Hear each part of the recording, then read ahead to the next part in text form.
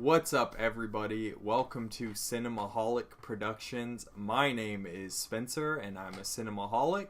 My name is Steven, and I'm a Cinemaholic. And we just watched A Quiet Place, which is a new, according to IMDb, drama/horror/thriller. Drama first, though. First listing. And according to the Internet Movie Database, this is a drama about a family forced to live in silence while hiding from creatures that hunt by sound.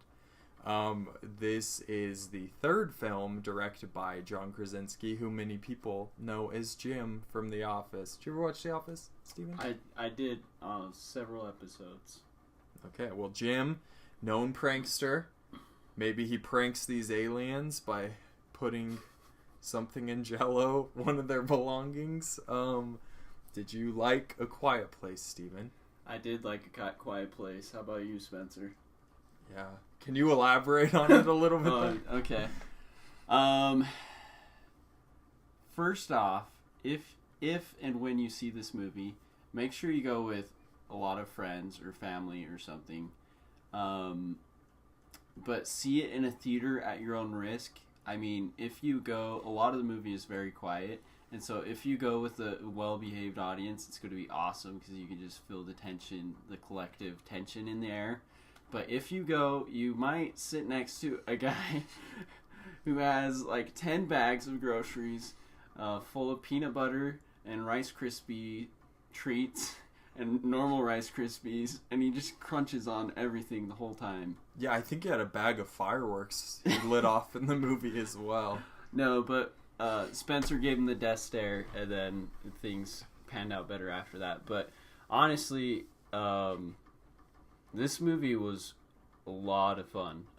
They took the time to focus on character and really get you invested in the characters.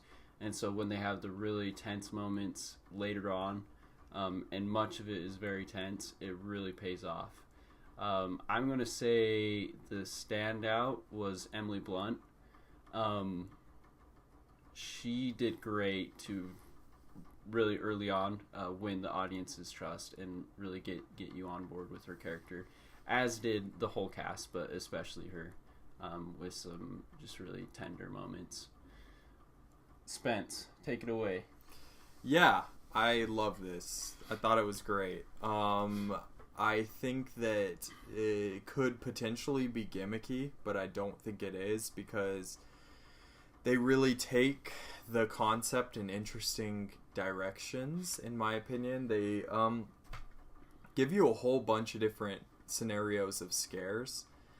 We saw it with my sister's fiance, and he brought up Murphy's Law, saying that basically everything bad happens in this movie, and that's kind of the truth. Like, it's a movie where you watch like a ton of crazy, terrible things happening to people, and them getting themselves into crazy, awful, like dire situations, and having to figure out a way to get out of said situation. And I think each time they kind of got out of, this next mishap was a really interesting and fun way to do it. I also think Emily Blunt is great. I also think this movie has some great children performances. I think Millicent Simmons, who was in Wonderstruck, that Todd Haynes film last year, was amazing in this movie. She did so good, and the performances in this movie are, for a lot of it, dialogue free. And I think that the way that we see this kind of pent up tension that sometimes goes on in the family, or that there isn't really a way for these kids or the adults to release that tension through like sound, and taking that type of an association with each other through sound for granted, is something that is really thought-provoking, or I found it thought-provoking and interesting. And I think John Krasinski did really well with directing the big kind of set-piecey moments of this movie. And I thought the creature design was great as well. So, anything else to add? Sound design, I mean, is definitely a standout, because the whole movie stood in the balance of whether or not the sound design worked, and it totally worked. And also, now I'm super excited to see what Krasinski does next, because I think he for sure has a future as a director. Yeah, the newspapers, despite my flaw with the newspapers, like printing presses make noise, people. I don't know if Krasinski got that memo, but it reminded me a lot of like George Romero's like Night of the Living Dead or Dawn of the Dead in particular. There's this sequence in the opening of the original Dawn of the Dead movie where all the news the news, it takes place in a news station. It's this frantic, like, trying to inform the public about this situation that's going on. And so that's kind of, I'm starting to get a little more on the side of saying, okay, I'll give it the pass. But yeah, I think that the sound design as well is just impeccable in this movie, which it's a movie all about sound. So I think that they did a good job with the sound. There's jump scares in this movie, but they don't feel like horror-ish to me because they're all done in story in a really effective way. There was only one that kind of got on my nerves. Other thing I want to say is that Millicent Simmons is actually deaf in real life. I don't know if you knew that. Yeah. So the way that they kind of use her, an actual like deaf person, to play this part was really interesting. And this family kind of has an upper hand because in this world, because they have already learned American Sign Language due to the daughter's hearing disability.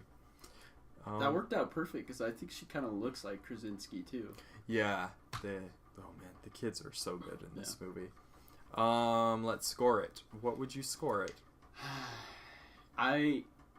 Spencer, this is a lot of pressure. I would like to sleep on it, but for now I'm going to give it a solid 8 out of 10.